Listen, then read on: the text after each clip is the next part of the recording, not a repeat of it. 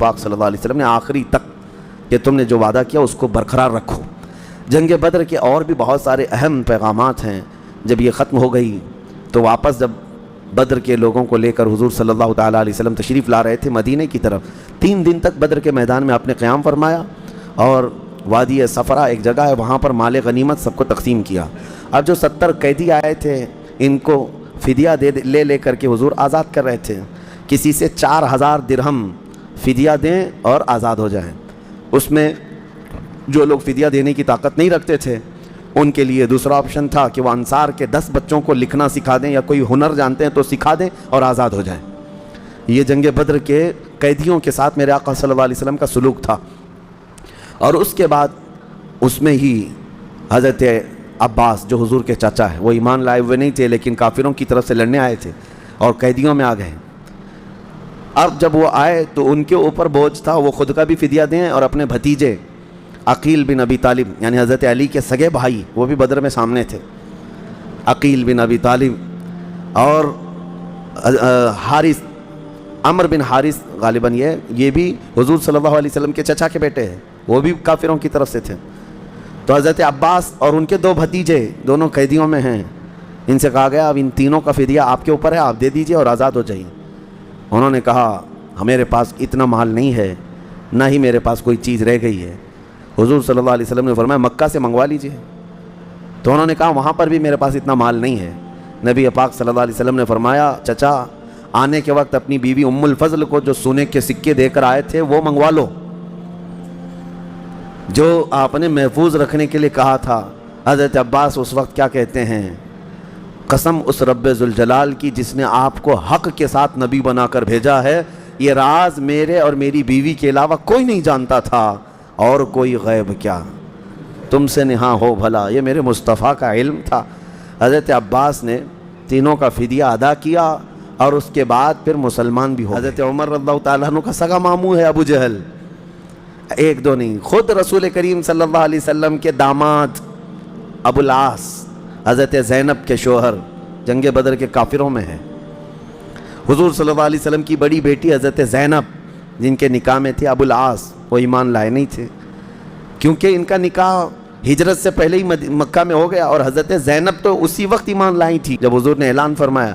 ابو العاص نے کیا کیا، ایمان بھی نہیں لایا اور اپنی بیوی کو چھوڑا بھی نہیں، حالانکہ حضور کی 2 بیٹیاں حضرت رقیہ اور حضرت ام کلثوم، یہ دونوں جو ہیں پہلے حضرت عثمان کے نکاح میں نہیں تھی، عتبہ اور شیبہ کے نکاح میں تھیں، اور ان دونوں نے حضور کے اعلان نبوت کے بعد دونوں کو اپنی بیویوں کو طلاق دے دیا، حضور کی بیٹیوں کو۔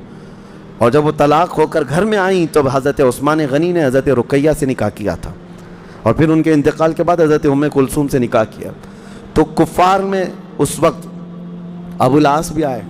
اب ہوا یہ کہ قیدیوں میں گرفتار ہو کر کیا ہے، داماد ہے نبی پاک صلی اللہ علیہ وسلم کا، لیکن انصاف سب کے ساتھ برابر کا ہے۔ اب ان کے فدیہ دینے کا وقت آیا تو ان کے پاس کوئی چیز نہیں تھی، انہوں نے پیغام بھیجا حضرت زینب کو کہ کچھ مال دے کر کے بھیجیں، میں پکڑا گیا ہوں۔ تو حضرت زینب کے پاس ان کی ماں کا دیا ہوا ایک قیمتی ہار تھا، حضرت خدیجہ کا شادی میں دیا ہوا ہار تھا، اور وہ بڑا قیمتی ہار تھا۔ انہوں نے وہ ہار بھجوایا اپنے شوہر کے آزادی کے لیے۔ جب ابو العاص وہ ہار لے کر کے آئے، نبی پاک صلی اللہ علیہ وسلم دیکھتے ہی حضور کی آنکھوں میں آنسو آ گئے کہ میری شریک حیات خدیجۃ الکبریٰ کا یہ ہار ہے جو اپنی بیٹی کو دیا تھا۔ اور اس کے بعد صحابہ کرام کو بلاتے ہیں اور پوچھتے ہیں کیا تمہارا مشورہ ہے اس بارے میں کہ یہ میری عزیز ترین زوجہ خدیجہ کا ہار ہے جو اس نے اپنی بیٹی کو نکاح میں دیا تھا، اگر تم چاہو تو میں اپنی بیٹی کو یہ ہار واپس کروں، یہ نہیں کہ میں جو چاہوں کر لوں۔ یہاں پر صحابہ کرام سے مشورہ لینا، حضور اس کے محتاج نہیں تھے، لیکن انصاف کا ترازو قائم کرنا تھا۔ سارے صحابہ نے کہا یا رسول اللہ صلی اللہ علیہ وسلم، ہماری ساری خواہشیں آپ کی خواہش پر قربان ہیں، آپ کی رضا پر قربان ہیں۔ حضور نے ابو العاص کو وہ ہار واپس کیا اور آزاد بھی کیا، وہ گئے مکہ واپس۔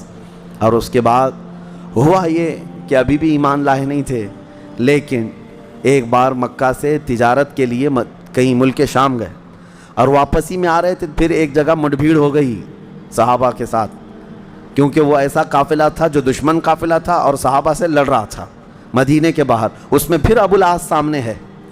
ہوا یہ کہ دوبارہ وہ ہار گئے، وہ قافلہ بھی جو ہے صحابہ کے ہاتھ میں آ گیا، پھر گرفتار کر کے مدینے لے کر آئے، داماد دوسری بار گرفتار ہو کر مدینے آئے۔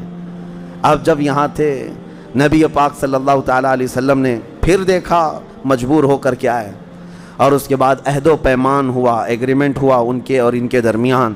نبی پاک صلی اللہ تعالیٰ علیہ وسلم نے صحابہ سے کہا تم اگر چاہو تو ان کو قافلے سمیت واپس کر دو مکہ۔ حضور کی نگاہیں بہتر جانتی تھیں، صحابہ نے وہ پورا قافلہ ابو العاص کے حوالے کر دیا، وہ صحیح سلامت مکہ آ کر کے جس کا نفع تھا، جس کا تجارت میں نفع تھا، سب کا حصہ دے دیا، اور اس کے بعد خانہ کعبہ کے پاس آ کر کے بلند اعلان سے کہا کہ لوگوں گواہ ہو جاؤ میں اسلام قبول کرتا ہوں، اس لیے کہ میں نے محمد عربی صلی اللہ علیہ وسلم سے زیادہ اس روئے زمین پر انصاف کرنے والا کسی کو نہیں دیکھا، اور میں اسلام بہت پہلے ہی لاتا، لیکن لوگ مجھے یہ طعنہ نہ دے دیں کہ مکہ سے مال لے کر چلا گیا مدینے اور مال نفع کمایا اور ہم سب کا مال دینا پڑے گا اس لیے اس نے اسلام قبول کر لیا۔ لوگ میرے اسلام پر یہ طعنہ نہ ماریں کہ میں نے نفع کے لیے ان کے مال لوٹنے کے لیے اسلام قبول کیا، اس لیے صحیح سلامت قافلہ واپس لایا اور سب کا سامان دیا، اب میں اسلام قبول کرتا ہوں۔ اس کے بعد پھر اپنی زوجہ حضرت سیدہ زینب رضی اللہ تعالیٰ عنہ کو لے کر خود مدینہ طیبہ ہجرت کر کے آ گئے۔ یہ دوسری ہجری کا ہے۔